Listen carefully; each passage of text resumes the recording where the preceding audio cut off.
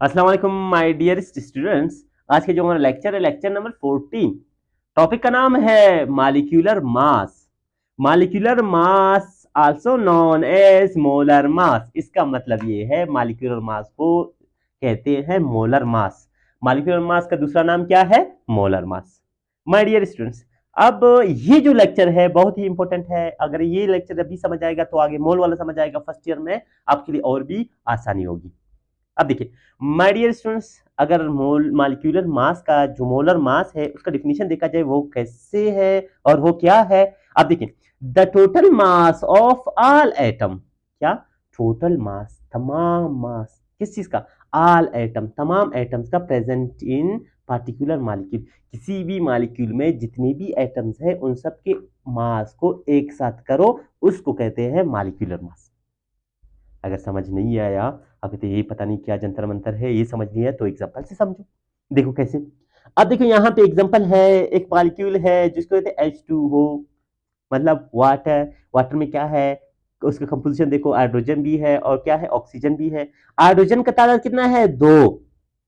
अब आपने देखना है, एक एटम हाइड्रोजन है और एक ऑक्सीजन है। हाइड्रोजन का जो मास है, क्योंकि इन दोनों के मास को आपने जमा करना है, तब जाकर मॉलिक्यूलर मास निकलेगा।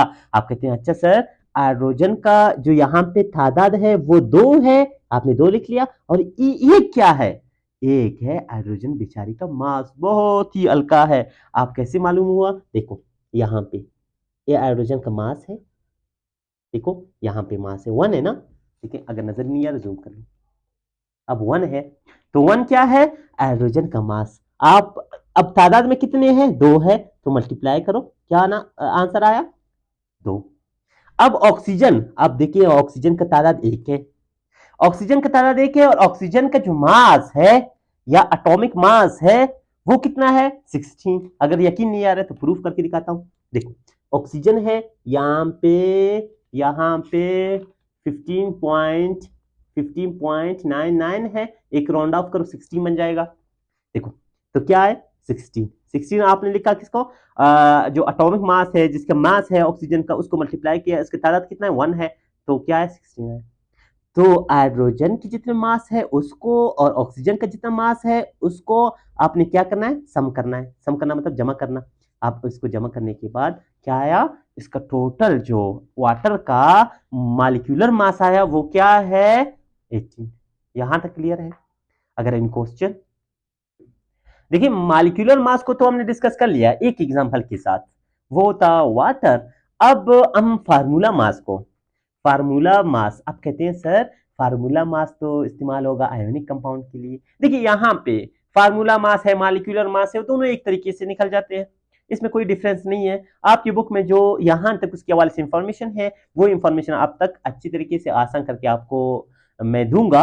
और इसका जो डिटेल है वो आप नेक्स्ट जो चैप्टर्स में वो भी डिस्कस करेंगे और मजीद कंसेप्ट बढ़ते जाएंगे, मजीद आप रिवाइज करते जाएंगे तो आपके ये कंसेप्ट बिल्ड हो जाएंगे। ठीक है, अब देखिए मॉलिक्यूलर मास को हमने डिस्कस कर लिया, उसमें एक एग्जांपल वाटर के दिया था। अब फार्मूला मास, फार्मूला मास क्या है? अब देखो, अब यहाँ पे फार्मूला मास को फाइंड करने के लिए जिस तरह मॉलिक्यूलर मास को फाइंड किया था उसी तरह फार्मूला मास को फाइंड कर सकते हैं। देखो कैल्शियम नाइट्रेट, कैल्शियम नाइट्रेट का ये कैल्शियम है, ये नाइट्रोजन है और ऑक्सीजन है, जो पूरा क्या है? कैल्शियम नाइट्रेट बन गया।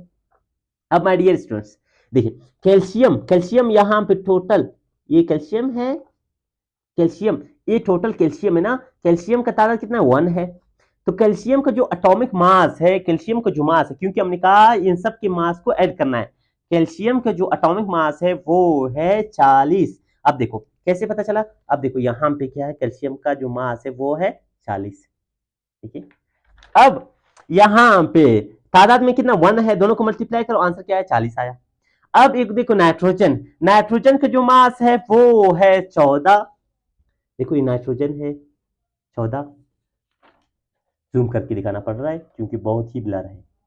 14, अब 14 और तादाद में कितना है? आप कहते सर तादाद में तो 1 है। नहीं, ब्रैकेट के बाद जो यहाँ पे 2 आ रहा है, समझो ये दोनों के साथ है। किसके साथ है?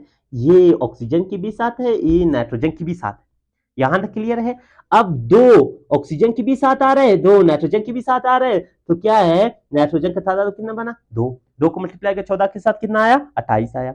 अब ऑक्सीजन देखो, यहां पे लास्ट में ऑक्सीजन है, ऑक्सीजन की नंबर कितना है, आप कहते हैं 3 ये है, 2 तो ब्रैकेट में दोनों के साथ था, तो इनको मल्टीप्लाई कर 6, ऑक्सीजन की तादाद अब 6 है। तो ऑक्सीजन का जो एटॉमिक मास है, ऑक्सीजन का जो मास है, क्योंकि हमने सब मास को जमा करना है, अब वो है 16, ऑक्सीजन का जो मास है वो है 16। अब यहां पे देखिए, यहां पे अब ये क्या है, ऑक्सीजन का मास 16 है। अब 16 को 6 का मल्टीप्लाई करो, कितना आया, 96 आया। अब इन सब की जो वैल्यूज है उन सबको ऐड करते जाओ, 40, 28 और 96, इन सबको ऐड करने के बाद इसका, किसका, कैल्शियम नाइट्रेट का क्या बना, फार्मूला मास निकल गया। जिस तरह मॉलिक्यूलर मास निकलता है उसी तरह फार्मूला मास निकलता है। बस फर्क कितना है, मॉलिक्यूलर मास कोवेलेंट कंपाउंड्स के लिए है और फार्मूला मास है वो आयनिक कंपाउंड्स के लिए। खैर ये फर्क अगर नहीं समझ नहीं आ रहा छोड़ दो, लेकिन दोनों एक ही तरीके से निकलते हैं, दोनों एक ही तरीके से सॉल्व होते हैं। आपने इनका सॉल्यूशन, बहुत सारे एग्जांपल है आपके पास, आ जाएंगे बुक एग्जाम में, हो सकता है एग्जाम में इनसे हटकर भी क्वेश्चन आ जाए तो आप उनको भी सोल्व कर सकते हो अगर ये लेक्चर समझ आया हो तो। अब देखो एक एग्जांपल है NaCl का।